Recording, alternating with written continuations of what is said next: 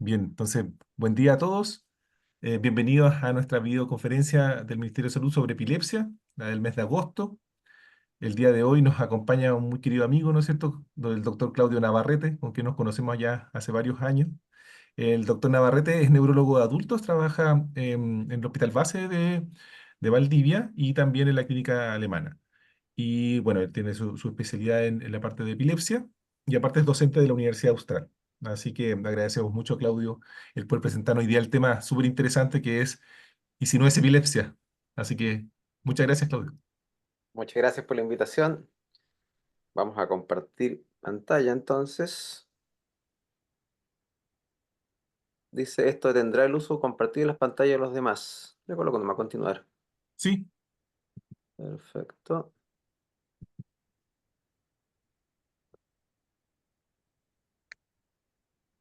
Ya. ¿Se ve bien?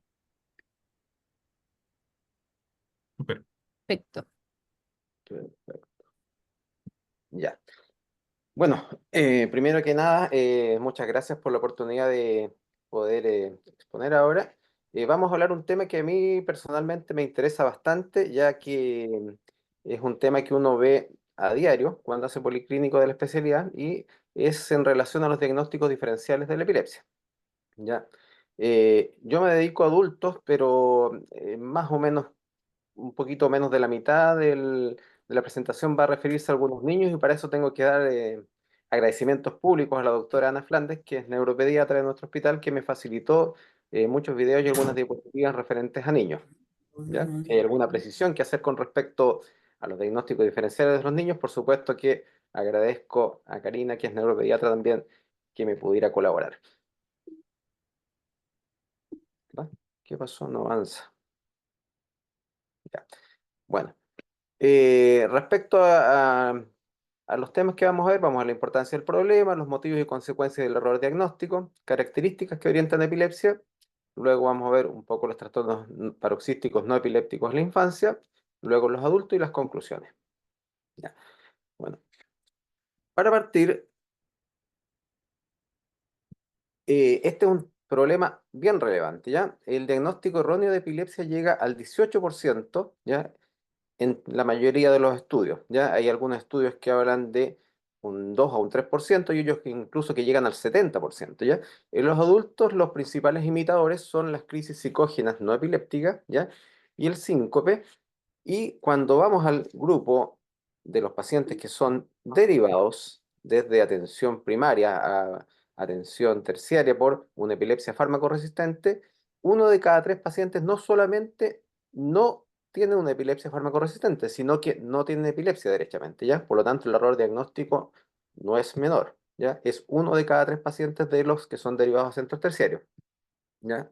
Y también esto evidentemente genera muchos costos en salud, principalmente por tratamientos mal indicados y por atenciones de urgencia especialmente, ¿ya? Ahora, ¿por qué nos equivocamos? ¿Ya? Las razones son hartas, ¿ya? Principalmente, la mayoría de las veces cuando nosotros hacemos el diagnóstico, el paciente no va a tener recuerdo o no va a tener un recuerdo completo del evento y por lo tanto vamos a necesitar la presencia de testigos, ¿ya? Muchas veces no vamos a tener testigos y lo que nos ocurre también habitualmente es que la información que da el testigo no es una información muy fiable, ¿ya? Otro motivo por el cual nos podemos equivocar es por falta de conocimiento de la semiología, tanto de las crisis epilépticas como de los fenómenos no epilépticos por parte del médico ya, y principalmente en atención primaria de salud, donde se exigen rendimientos importantes con respecto a la cantidad de pacientes que se atienden, es la falta de tiempo para realizar una historia médica detallada, ¿ya? Todos sabemos que esto puede tomar tiempo y con el rendimiento que se exige habitualmente en morbilidad general, en 10 minutos eso va a ser muy difícil, ¿ya? Otro motivo por el cual nos podemos equivocar es porque muchas veces en trastornos paroxísticos no epilépticos, como las crisis psicógenas o en el síncope, pueden haber algunos movimientos, especialmente en el síncope, como mioclonía o incontinencia, ¿ya? Y eso, que también puede verse en las crisis epilépticas, nos puede inducir a error, ¿ya? Eh, También puede ocurrir que demos demasiado énfasis a antecedentes familiares de epilepsia en una persona que tuvo un trastorno paroxístico no epiléptico o presencia también de convulsiones febriles que no necesariamente van a hablar de que esta persona al crecer va a presentar epilepsia, ¿ya?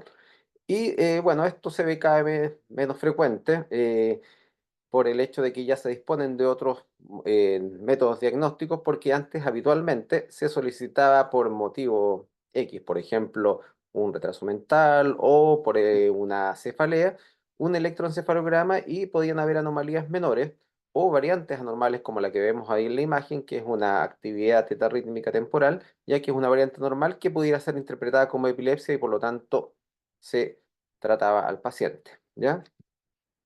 Ahora, un error habitual que se ve con respecto a la conducta cuando tenemos la duda de si corresponde a un trastorno epiléptico o a una crisis no epiléptica, ¿ya? Es, y si indicamos un fármaco anticrisis hasta que lo vea el neurólogo para confirmar o descartar epilepsia. Eso lamentablemente es algo bien frecuente, incluso me ha tocado ver pacientes que son derivados de neurólogos generales al policlínico de epilepsia y el paciente ya va con su tratamiento instalado, ¿ya? En un estudio que se hizo en alrededor de 15 centros en Europa, se vio que casi el 90% de los pacientes, en alrededor de 5.000 pacientes con un fármaco anticonvulsivo, tenía algún tipo de efecto adverso, ¿ya? Ya sea problemas de memoria, en concentración, nerviosismo, etcétera, ¿ya? Y al cabo de un año, un tercio ya lo había cambiado por otro anticonvulsivante por el efecto adverso que presentaba, ¿ya? Por lo tanto, estos fármacos evidentemente no son inocuos y corresponde indicarlos cuando tenemos certeza del diagnóstico, no como una prueba terapéutica, ¿ya?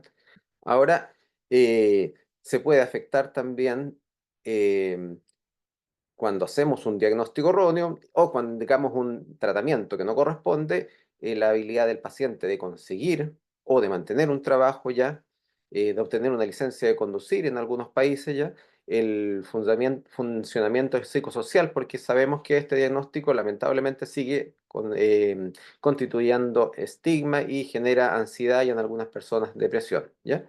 Y otra cosa no menor, que es el que cuando alguien indica, independiente de la causa, un tratamiento anticonvulsivante, cuesta muchísimo suspenderlo después, ¿ya? Ya sea por inseguridad del médico o inseguridad del paciente que tiene temor a que esto se vuelva a repetir. Acá Karina debería poner una pregunta. Entonces, y si no es epilepsia, ¿cuál sería la correcta? Esto es para votar.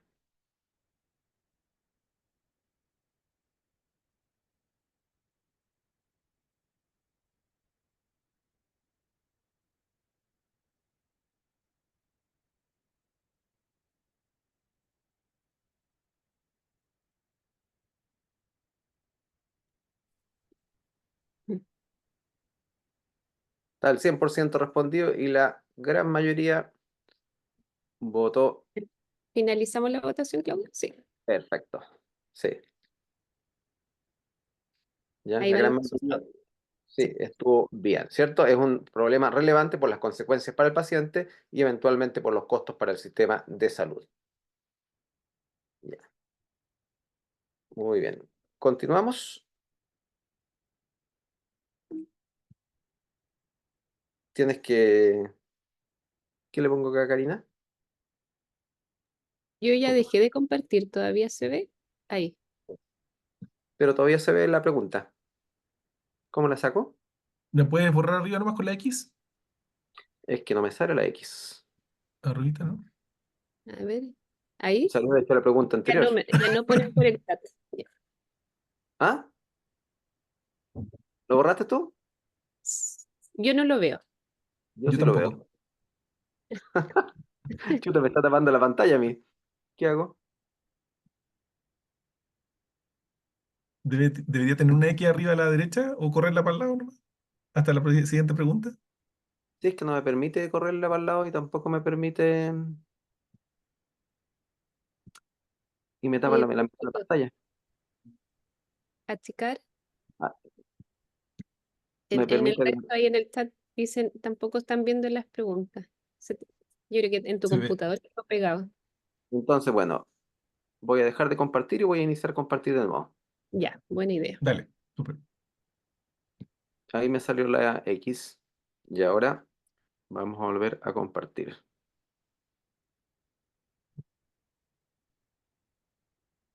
Compartir.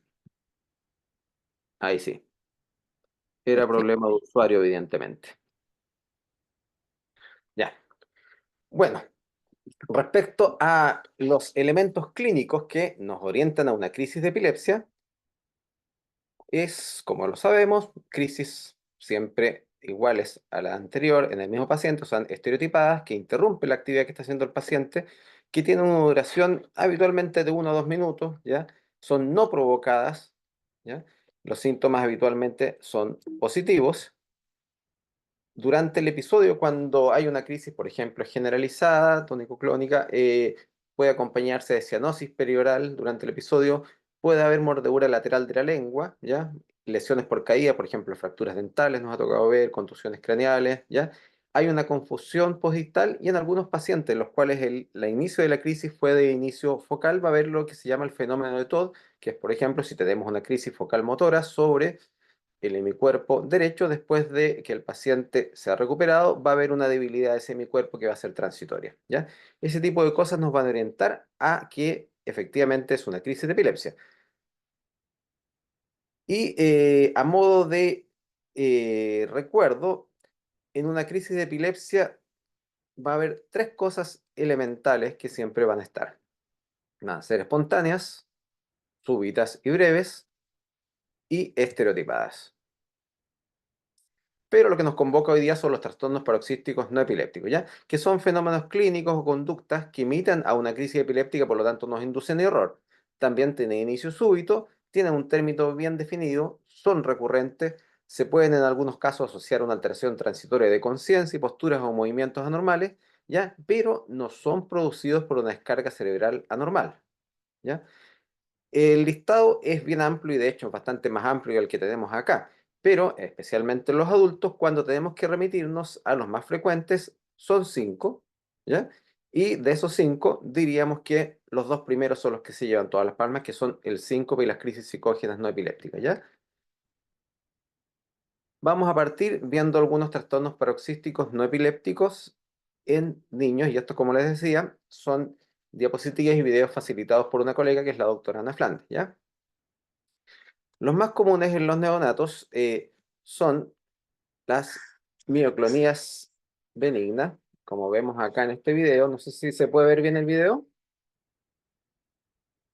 Se ve, sí. ¿Se ve? ¿Ya?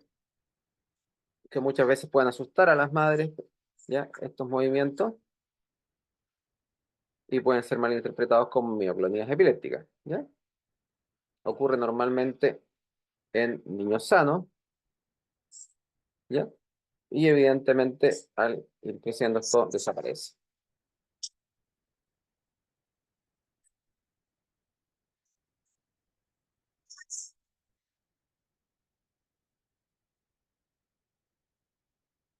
Y por otro lado, hay un fenómeno que no sé bien cómo lo traducen, Karina, que lo encontré como jitteriness, no sé si son temblores neonatales.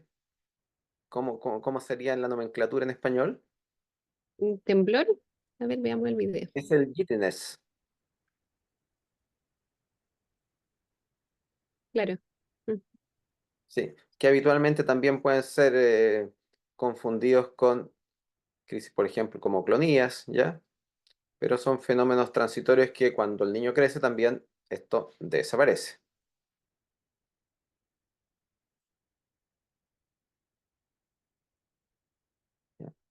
Yendo un poco más en los niños más grandes, ¿ya? Empiezan a aparecer otros diagnósticos diferenciales, ¿ya? De los cuales uno bien frecuente, y que como 2 años atrás me dediqué a la medicina, estuve en medicina general, me tocó verlo, que es la apnea emotiva o como se llama actualmente espasmo del sollozo, ¿ya? Bastante más frecuente, te afecta hasta el 4 o 5% de la población infantil, y puede ocurrir desde recién nacido, que es poco frecuente, y principalmente ocurre entre niños, en niños entre 1 o 2 años. Después de los 4 años es menos frecuente. Y se define como episodios paroxísticos y recurrentes de detención de respiración en expiración, inconsciencia fugaz, y puede haber, o hay en algunos casos, cianosis intensa o palidez y una postura anormal. La clave acá, porque como vamos a ver en el video siguiente, la cianosis y la postura normal, evidentemente nos van a inducir a pensar en una crisis epiléptica, es que siempre tienen un desencadenante, no es una cosa de manera espontánea. ¿Ya? Vamos a adelantarlo un poquito. Ahí está el niño pequeño llorando porque seguramente algo le prohibieron o algo le pareció mal.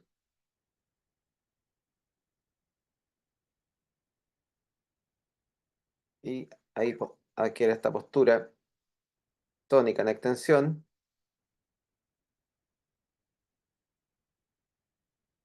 cae en apnea y no es muy visible, pero tiene cierto grado de cianosis perioral.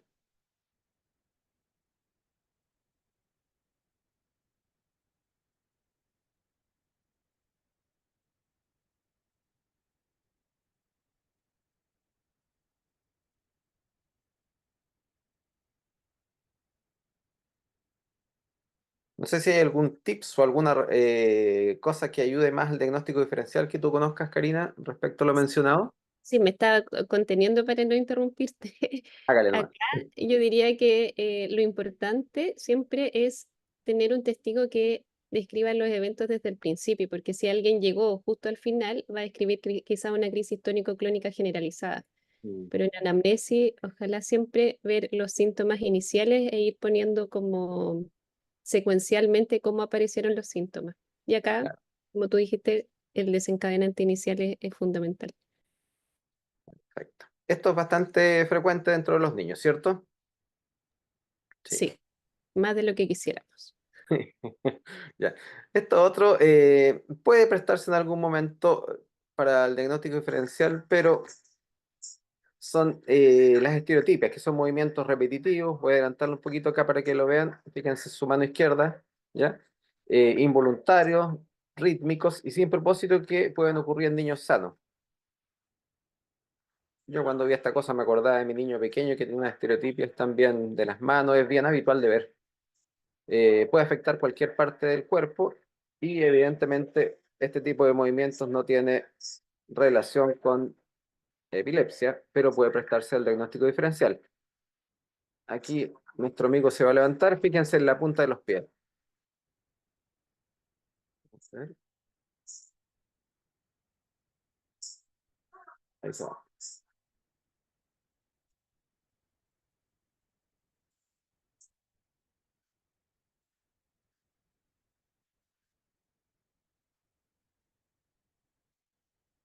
Camina en puntitas, ¿ya? Y también sigue con algunos movimientos de estereotipia de su mano izquierda. Aquí un comentario. eh, Muchas veces en el policlínico de primer evento me han llegado pacientes que por estereotipia, como debut de epilepsia, así que es súper importante como son tan frecuentes, eh, poder conocerlas, diferenciarlas, porque es muy distinto ahí explicarle a los papás que van a ir a una sospecha de epilepsia versus otros movimientos anormales. Produce mucha angustia de más. ¿Sí? Y habitualmente me imagino que esto ocurre en niños sanos, por lo demás. Puede ser en niños sanos o también en un contexto de trastorno espectro autista, pero no Ah, necesariamente siempre van de la mano. sí. En el síndrome de Rett también se ve. Ahí en síndrome de Rett tienen unos movimientos anormales en línea media que son bien característicos. Pero este muchacho se veía bastante sano, ¿ya?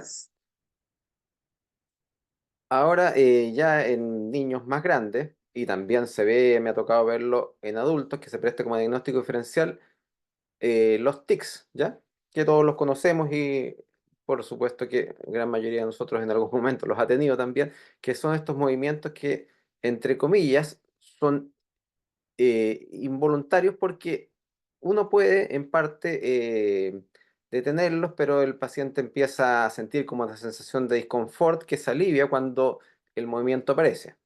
¿Ya?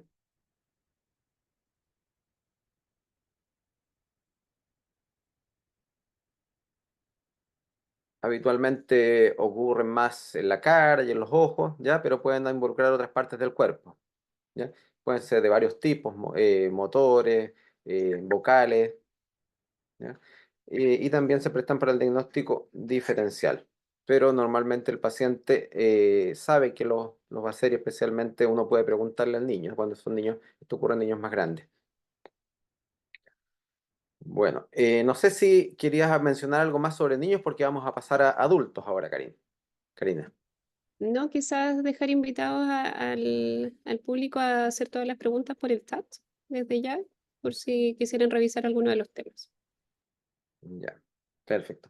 Hay un diagnóstico diferencial también que ocurre en lactantes pequeños, que no lo coloqué porque no encontré ningún video en realidad, que es el síndrome de Sandifer, que con cierta frecuencia se ve en lactantes que tienen reflujo gastroesofágico y al presentar la sensación de reflujo tienen una extensión del tronco, del cuello, de la cabeza y que adquieren como una postura tónica que puede prestarse al diagnóstico diferencial también.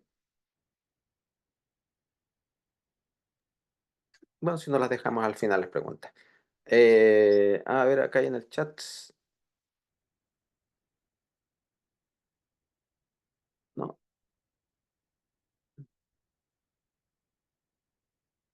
mm, no, todos estaban saludando.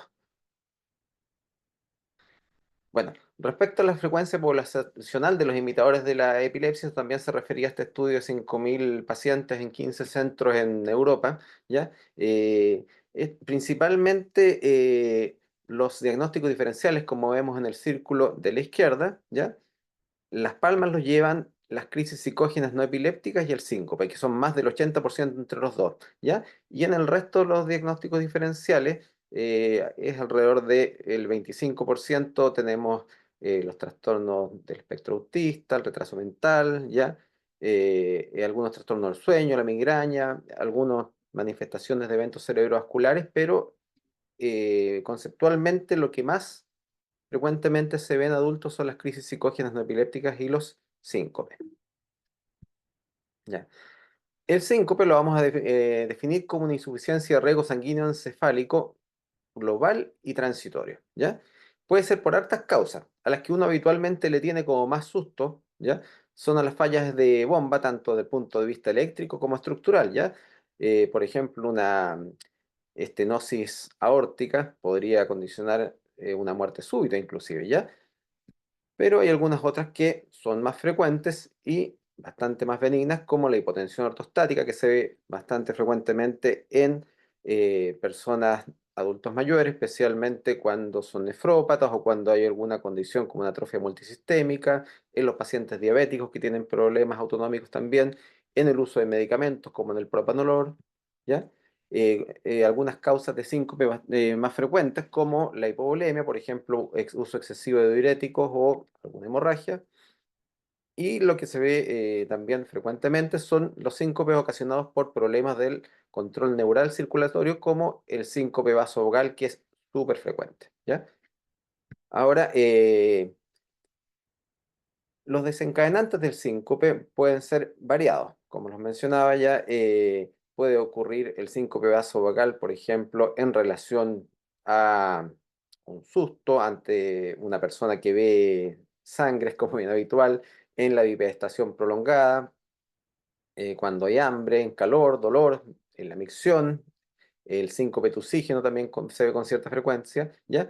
Y a diferencia de una crisis epiléptica, hay un prodromo que muchas veces está, a veces puede no estar, pero el paciente siente que se va a desmayar. Dice como que empieza a ver menos, empieza a escuchar menos, siente que le da frío, que siente pálido, que empieza con sudoración profusa y se cae y ahí queda inconsciente, ¿ya?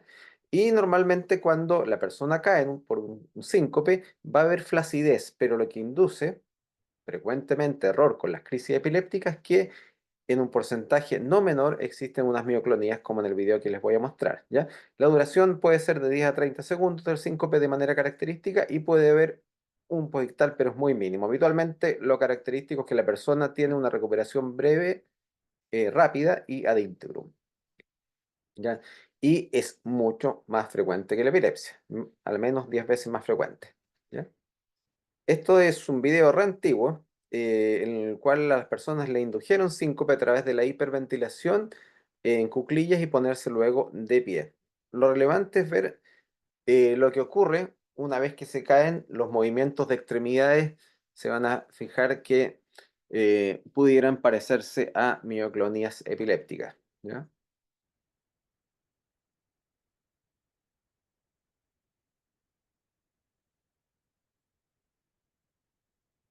Se fijan que ahí tiene unos saltitos, ¿ya? Y evidentemente en una persona que no se dedique a salud, que no tenga conocimiento de esto, más que describirlo, va a decir convulsionó. Pero es algo muy breve. ¿Se fijan?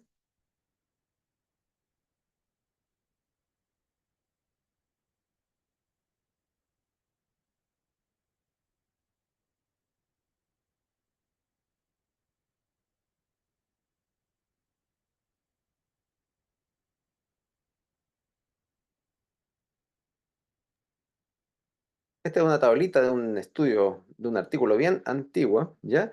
Donde quise colocarla porque además de hablar de los factores precipitantes que se ven en el síncope, no en la crisis convulsiva tónico-clónica, que es el diagnóstico diferencial principal, la caída, que es flácida, ¿ya?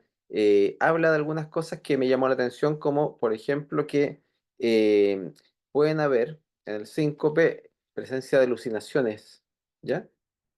Que son tardías. En las crisis convulsivas normalmente pueden haber algunos fenómenos visuales que corresponden a crisis del lóbulo occipital, ¿ya? La incontinencia no ayuda mucho a diferenciarlo. La mordedura de la lengua es rara en un síncope y en las crisis convulsivas es bien frecuente y lateral, ¿ya? La confusión podictal en el síncope es muy breve si es que existe, a diferencia de las crisis convulsivas, ¿ya? Pero una cosa bien relevante que aquí le hablan como convulsión, y que más bien no es el término, pero se refiere a mioclonía, que la presencia de mioclonías en el síncope ocurre en alrededor del 80% de los pacientes, ¿ya? Yo tenía conocimiento que esto eran en alrededor del 30%, pero incluso en algunos estudios hablan hasta del 100%, ¿ya? Entonces es algo a tener en cuenta en las personas que tengamos la sospecha de que es un síncope y no una crisis convulsiva, ¿ya? Que pueden estar presentes estos movimientos. Y la otra cosa relevante que aquí no la mencionaron, que habitualmente el paciente con síncope va a estar intensamente pálido. A diferencia de una persona que tiene una crisis convulsiva generalizada, va a tener cianosis perioral. Aquí va la otra pregunta, Karina. Claudio, perdón, hay una pregunta que va en relación al video en el chat. ¿En esa parte están conscientes? Preguntan mientras pongo la pregunta. En esa parte, cuando ellos están con las mioclonías, ¿se refiere? Claro, No, están yo creo. inconscientes. Están inconscientes. Ahí ya apareció la pregunta número 2.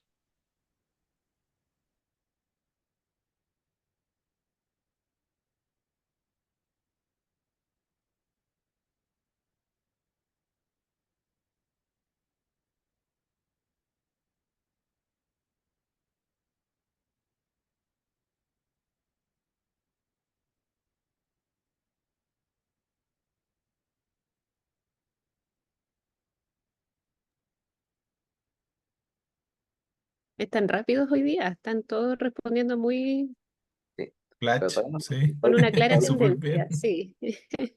todavía nos faltan, sí, nos faltan 30. Sí. Lo cerramos al minuto, ¿les parece?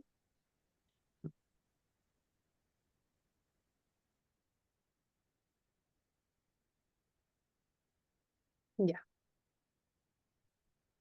Bueno, nuevamente parece que la gran mayoría captó el mensaje. Ahora nos quedamos de nuevo con esta pregunta acá y no sé cómo la borro. ¿Tú la sigues viendo?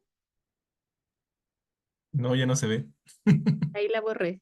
¿Por qué me queda pegada a mí? Ya, bueno, voy a dejar de compartir. Aprovecho de Voy a preguntar, ahí borrarlo. dicen, ¿Aún se utiliza el término síncope convulsivo? Eh, habitualmente los colegas, claro, lo siguen ocupando, Sí, yo lo pero, uso. o sea, cuando se refieren especialmente a los internistas, Ujú. los médicos internistas lo siguen ocupando. ¿Vas? ¿Qué pasó aquí? Ahora no me permite. Aquí está, compartir. Ya, perfecto. Bueno, otro diagnóstico diferencial, pero menos frecuente. Aquí puse una cosa que es una rareza para ejemplificar los trastornos del movimiento, ¿ya? Si vemos el video acá, esta persona, lo voy a adelantar un poco, está haciendo ahí ejercicio, levantando un poco la camilla, tensando sus músculos, y fíjense lo que va a ocurrir después.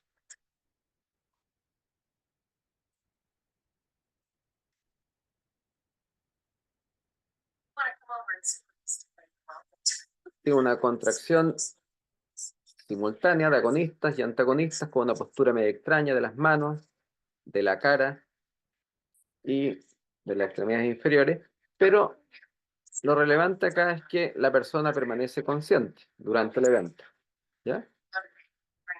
Y no fue algo espontáneo, sino que fue provocado por ejercicio, ¿ya? Es una cosa bien poco frecuente, a mí no me ha tocado ver, que es la coreotetositis kinesiogénica paroxística, ¿ya? Que es un tipo de distonía generalizada, y que también puede prestarse para diagnóstico diferencial, ¿ya? Otro trastorno del movimiento que a veces puede también inducir error puede ser, los trastornos del movimiento, las distonías, inducidas por fármacos, ¿ya? Especialmente neurolépticos o, como se ocupaba antes, también algunos fármacos que son como la tiotilperacina, que era un antiemético que se sacó del mercado, ¿ya? Pero acá, como les decía, la persona, aunque puede tener movimientos generalizados, bilaterales, mantiene la conciencia preservada y hay una cosa, una causa que lo provoca.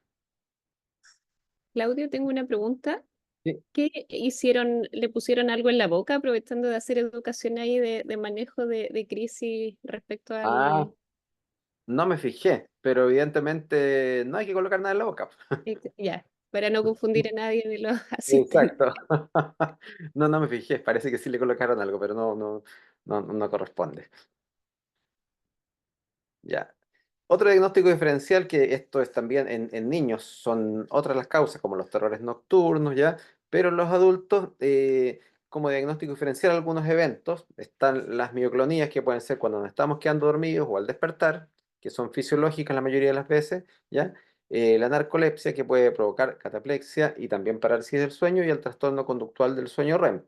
Acá tenemos a esta chiquilla que está jugando badminton, por lo supuesto es extranjera, y ante la risa le pasa esto.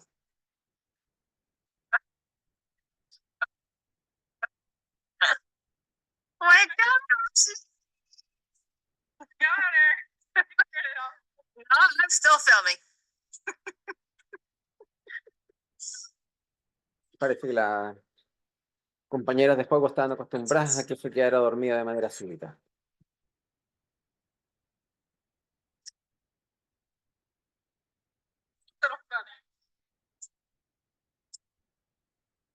Y después despierta. Pero esto es algo bastante poco frecuente. Esta niña tenía una narcolepsia.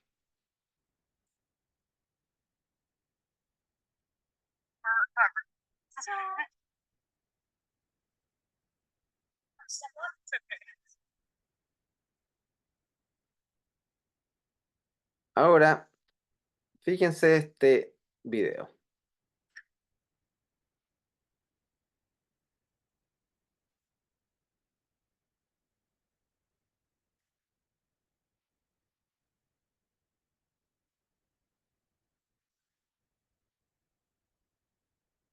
Memorice la palabra casa, por favor.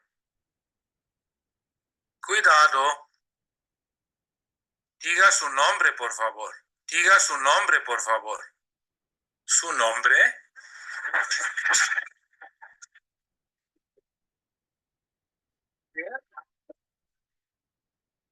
Tranquilo. Tranquilo, tranquilo. Su nombre, por favor. Memorice la palabra casa, por favor. Hola. Sí. ¿Me entiende? ¿Puede decir su nombre, por favor? Yusef. Yusef. Vale, ¿todo bien? Cuidado. ¿Qué es esto? Vaso. ¿Se acuerda de la palabra? ¿Cuándo? Al principio. Azul. Azul era la última. Era casa. No lo sé. No lo escuché. Este video normalmente yo se los muestro a los estudiantes porque evidentemente esto no parece epilepsia, pero es epilepsia. ¿Ya? Es una crisis hipermotora que es generada en el lóbulo frontal, normalmente ocurre en la noche, ¿ya? Es poco frecuente de ver, ¿ya? Eh, y lo que nos da un poco la pista respecto de que este es un trastorno epiléptico es que ocurre más o menos siempre a la misma hora y habitualmente es estereotipada, aunque tiene unos movimientos bien abigarrados, son característico de las crisis hipermotoras. Y es un diagnóstico diferencial de algo bastante más frecuente, que es lo que vamos a ver a continuación, que esto con seguridad lo han visto o lo han escuchado.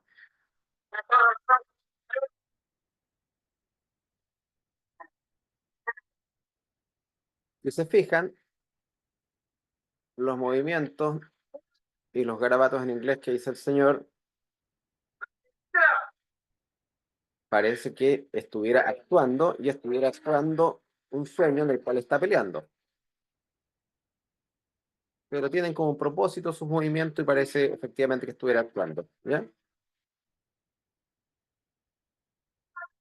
Esto es algo que se llama el trastorno conductual del sueño REM y es un diagnóstico diferencial de las crisis hipermotoras del lóbulo frontal. Se ve con harta frecuencia en personas que tienen Parkinson e incluso puede preceder en años la aparición de la enfermedad de Parkinson, ¿ya?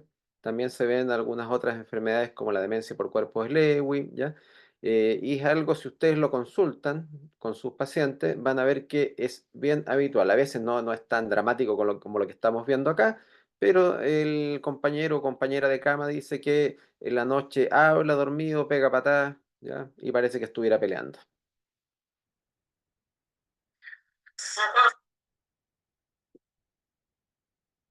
Miren esto. Empecemos con la fotoestimulación. Ahí empiezan rozando los brazos.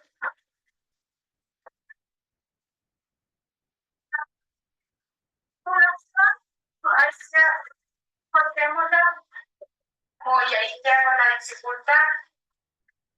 Perro rojo. Perro rojo. Está con desviación de la mirada hacia arriba, su boca abierta. Podemos filmar esta parte de la mirada. Recupera la conciencia. Vamos a darle el antídoto para que recupere la conciencia.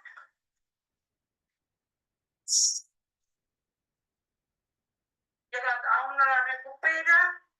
Vamos a darle la... Ahí está volviendo, está volviendo, está volviendo.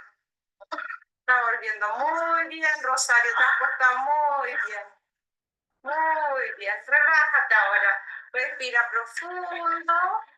Levanta los brazos, levanta los brazos, levanta los brazos. Muy bien, baja los brazos. ¿Cuál es tu nombre? Dime tu nombre completo. Ya, ¿qué más?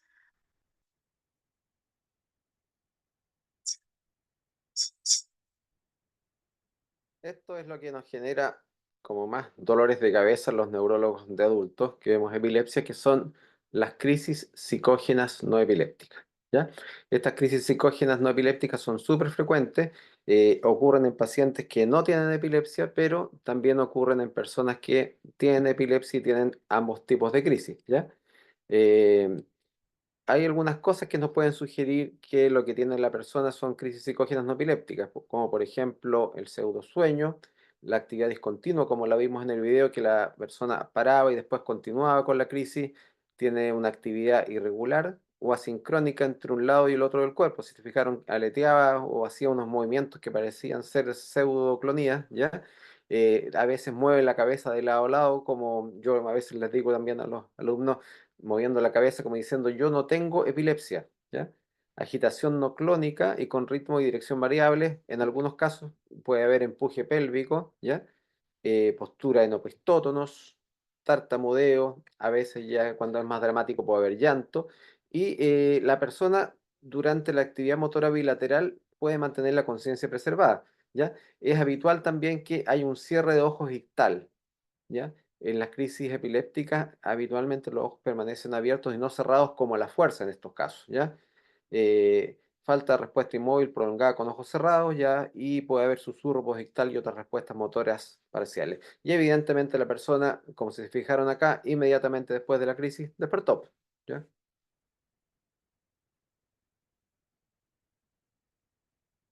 Pregunta.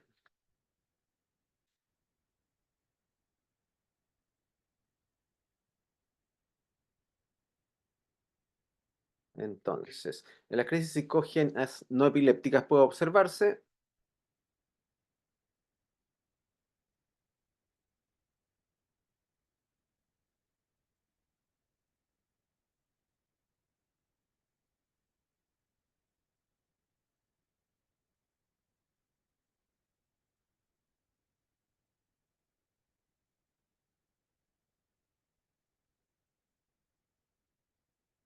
Nos van quedando 40 personas.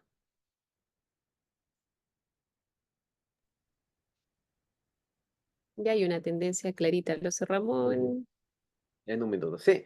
Ahora, la mordedura de la lengua en las crisis psicógenas no epilépticas puede ocurrir, pero habitualmente es en la punta de la lengua. Cuando hay una mordedura lateral o una mordedura de la mejilla, normalmente es en crisis epilépticas, ¿ya? La confusión poictal no está presente, generalmente despiertan y son más prolongadas que las crisis epilépticas. Ya, entonces, muy bien. Movimiento sincrónico de extremidades de derecha a izquierda, ¿ya? De nuevo voy a tener que dejar de compartir para cerrarla. Y ahora compartir de nuevo. Continuamos. Ya. Hay otros fenómenos no epilépticos paroxísticos que pueden eventualmente simular una crisis epiléptica, ¿ya? Dentro de esto están los fenómenos cerebrovasculares, como las crisis isquémicas transitorias, que lo habitual que dan síntomas negativos, pero como en el video que vamos a ver acá, pudiera ser excepcional que tengan síntomas positivos, como el temblor que vemos acá en el brazo de esta persona, ¿ya? eh, ¿Ya? Que es lo que se le llama el limb shaking. En este caso, esta persona, lo que vemos al lado, el trazado de electroencefalograma está normal, lo único que demuestra es que hay artefacto muscular y esto ocurría por una estenosis intracraneal, ¿ya? Habitualmente duran menos de 20 minutos, pero no son tan breves como una crisis convulsiva que dura menos de 2 minutos, ¿ya? Y ocurre en personas con factores de riesgo cardiovascular, poco frecuente, ¿ya? Eh, la migraña también, especialmente cuando es una migraña con aura, puede prestarse como el diagnóstico diferencial. Normalmente la persona que tiene migraña antes del dolor de cabeza comienza con visión de figuras lineales, puede tener algunos síntomas como escotomas, ¿ya? Y lo que da la pista respecto a la diferencia de una crisis epiléptica focal del lóbulo occipital, principalmente es la duración, ¿ya? La crisis epiléptica del lóbulo occipital dura lo que dura una crisis, menos de 3 minutos. El aura visual de las personas que tienen eh, migraña va a durar entre 20 y 30 minutos, incluso a veces un poco más, ¿ya? Y un poco más detallado, normalmente si se fijan, en la parte superior, no, perdón. en la parte superior vemos que la persona ve figuras lineales y como ver a través de un vidrio empañado, que después de un rato se va pasando.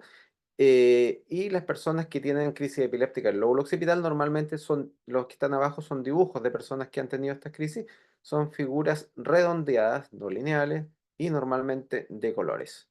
¿Ya? Pregunta. Ya estamos casi terminando. Entonces, el tratamiento en epilepsia debe indicarse la sospecha de enfermedad, influye decisivamente en la evolución, se inicia solo con la confirmación del diagnóstico y puede realizarse una prueba terapéutica.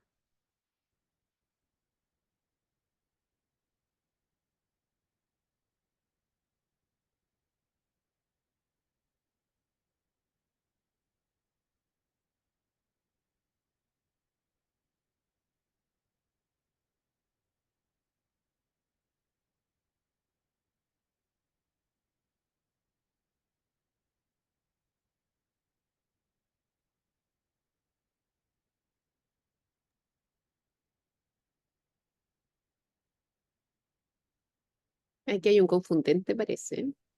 Sí, Finalizamos, ¿no? Ya al minuto. al minuto. Sí. Bueno, el tratamiento de epilepsia uno lo hace cuando tiene certeza del diagnóstico, ¿ya? En la sospecha de la enfermedad, como lo veíamos, no, porque al igual que realizar una prueba terapéutica, vemos que puede ser deleterio para el paciente por un montón de cosas, como lo veíamos que puede influir en la parte del estigma, la presencia de RAM, ¿ya? Y evidentemente no va a influir en la evolución de la enfermedad porque, como sabemos, los fármacos anticrisis son sintomáticos, ¿ya? No afectan la evolución de la enfermedad, ¿ya? Por lo tanto, el tratamiento en una persona con epilepsia lo vamos a iniciar solamente con la confirmación del diagnóstico, ¿ya? Entonces, dejo de compartir para sacar la pregunta. Un comentario ahí, quizás si uno eligiera un medicamento que pudiera empeorar cierto tipo de crisis, ¿Mm? sí podría Por influir en ejemplo, la evolución. claro, por Ve ejemplo, como confundente. hay un tipo de epilepsia que es bien frecuente, que es la epilepsia mioclónica juvenil. Y hoy apareció de nuevo la pregunta. La epilepsia mioclónica juvenil, es claro que ante el uso de carbamazepina, por ejemplo, ¿ya? Puede empeorar la evolución, puede aumentar la frecuencia de las crisis, ¿ya? Menos frecuentemente en algunas personas con epilepsia mioclónica juvenil, si le dejamos la motrigina, va a combatir las crisis generalizadas tónico-clónicas, pero en un 30% podría aumentar las mioclonías. A ver ahora si no me sale la pregunta. Ahí sí, ya. Estamos terminando ya, les voy a mostrar este video y quería preguntarles su opinión. Esta es una persona que está retirándosele la ventilación mecánica, la cual fue ingresado con diagnóstico de estatus epiléptico. Si se fijan, este es un video casero de Valdivia. La persona tiene movimientos de la cabeza, tipo no, está contenido de extremidades superiores, las cuales está batiendo, y las extremidades inferiores que no están contenidas no están moviéndose.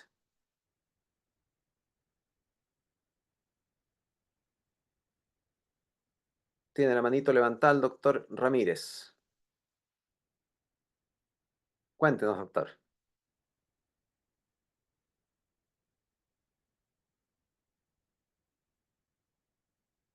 ¿Cómo lo hago para que tiene activado su micrófono? Mm, doctor, ¿se escucha?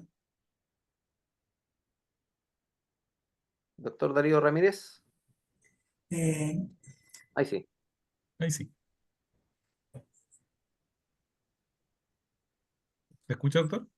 sí, pero en realidad no era para comentar esto, doctor, sino que para comentar la conferencia en general, así que siga. Para cuando terminó. Ya, ok. Sí, faltan como 2 diapositivas. Ahora, discúlpeme, de todas maneras puedo hacer un par de comentarios, ¿no? Uno, por la duración, yo no me atrevo a pronunciarme.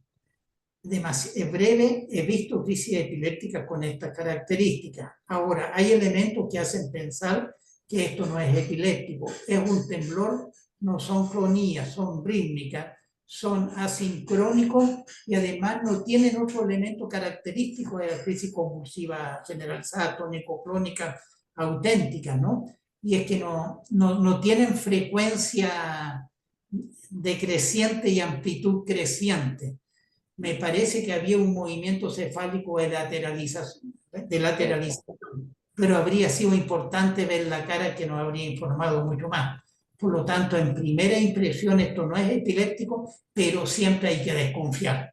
Puede ser.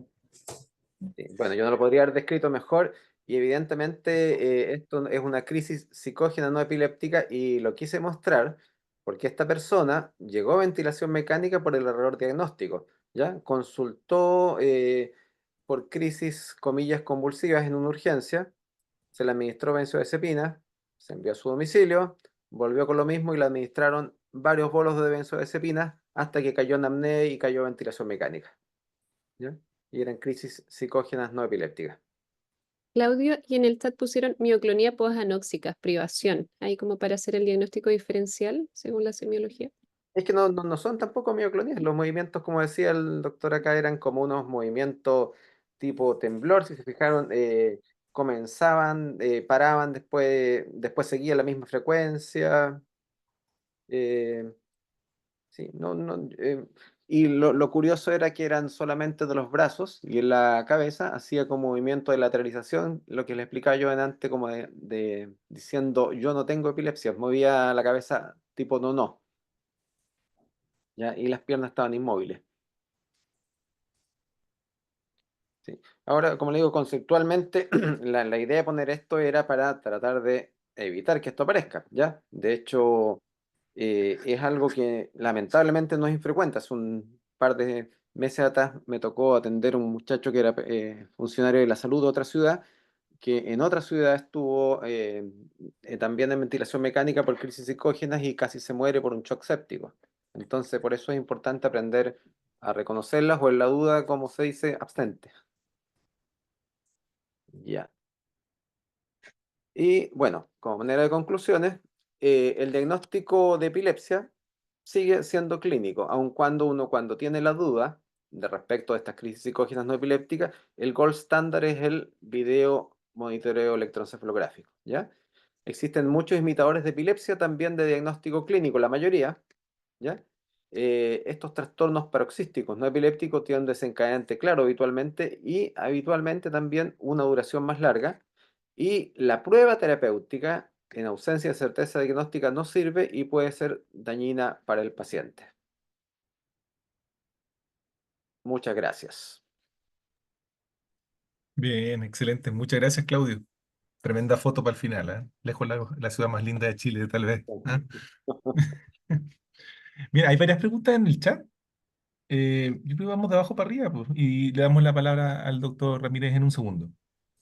Para el tiro yo creo que aclarar los nombres. Dice aquí, con crisis psicógena se refiere a las crisis conversivas, Era lo que antiguamente se le llamaba crisis conversivas o crisis histéricas o otros nombres bastante peyorativos.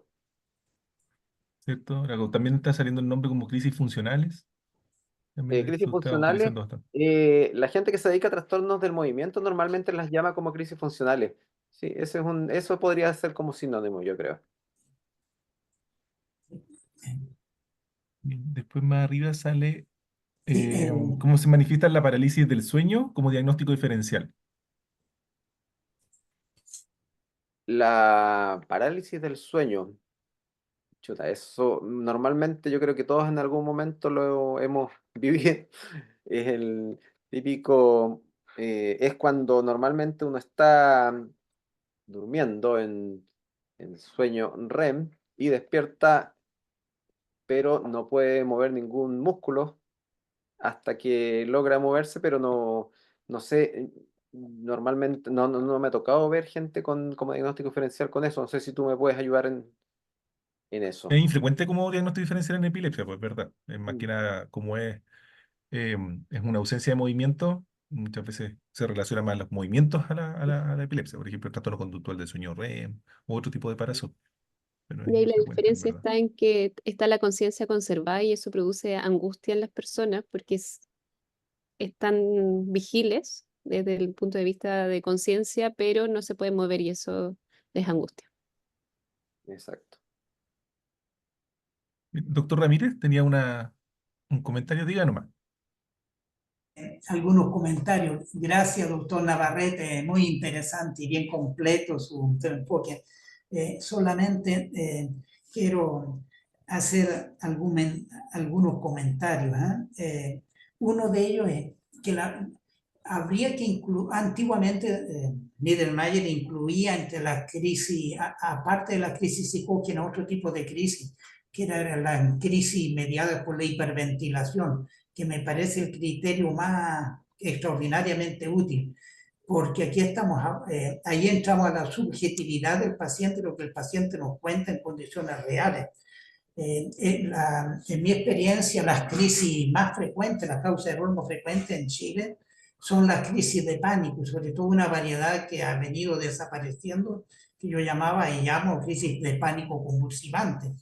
Es decir, 30 minutos de la sintomatología de pánico, más un componente motor, que es una tetania por hiperventilación, más una convulsión que dura aproximadamente 10 minutos. Eso es fácil de detectar clínicamente y se detecta en condiciones de consulta. Consume muchísimo tiempo, digamos 30 minutos para arriba. Por lo tanto, si uno nunca dedica 30 minutos a un paciente, nunca va a hacer el diagnóstico, va a tener una enorme masa de pacientes, que no corresponde a los psicógenos no epilépticos, eso corresponde a otra cosa, ¿no es cierto? Que es efectivamente lo que antes se llamaba conversivo o histérico. Es otro tipo de fenómeno. Eso, otro comentario interesante es el de los síncopes. Ahí existe, primero, el 88% de síncope, de convulsiones de Lemper se refiere a su población de pacientes, que son estos pacientes que hacen síncope por hiperventilación seguida de maniobra de Valsalva. Ellos convulsionan en un 88%, los demás síncope no hay cifra, me parece que mucho menos.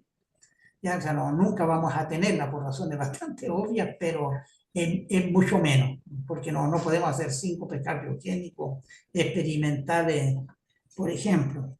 Siempre en relación a los síncopes en el adulto mayor, hay un tipo de síncope que no hay que descuidar, que es el síncope defecatorio. El síncope misional está en todos los libros defecatorios, no se menciona prácticamente. Y todavía tenemos otro síncope que confunde bastante, que es el síncope con inconsciencia prolongada. Puede 20 minutos, 30 minutos, ¿no? Y que eso sí que da dolores de cabeza hasta que uno puede interrogar al paciente y a los testigos, y también consume mucho tiempo. Yo he consumido más de 1 hora para llegar a aclarar uno de esos diagnósticos. Porque ocurren en pacientes que se mantienen sentados o que son trasladados incluso de pie. El compromiso de conciencia puede ser muy prolongado.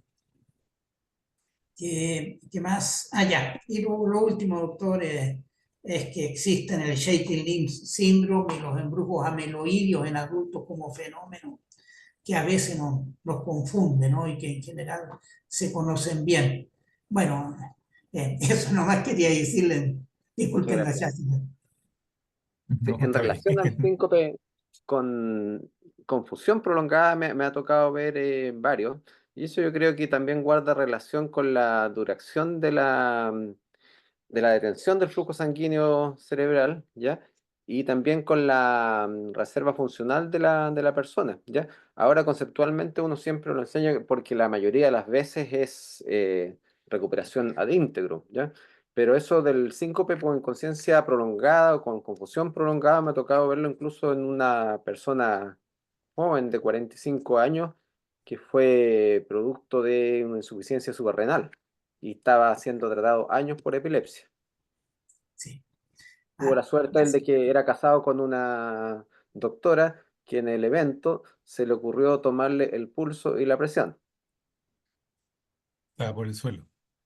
Sí, Así es, doctor. El Mira, gran error es buenísimo. el trasladarlos sentados o, bueno, veo frecuentemente, ayer vi mi último caso, una chica trasladada sentada, llegó, durante todo el traslado estuvo inconsciente, pero en general se ven adultos mayores, ¿eh? Y sí, frecuentemente se asocia con el síncope defecatorio, como el abuelo está en un lugar muy privado y haciendo algo muy privado, la familia demora en darse cuenta y demora en levantarse y prefieren dejarlo acostadito o sentadito.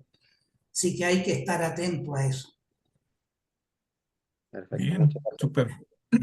Bueno, agradecemos al doctor Navarrete y a todos los que han hecho preguntas. También interesantes las preguntas. Ahí Karina le respondió ya las últimas que iban quedando.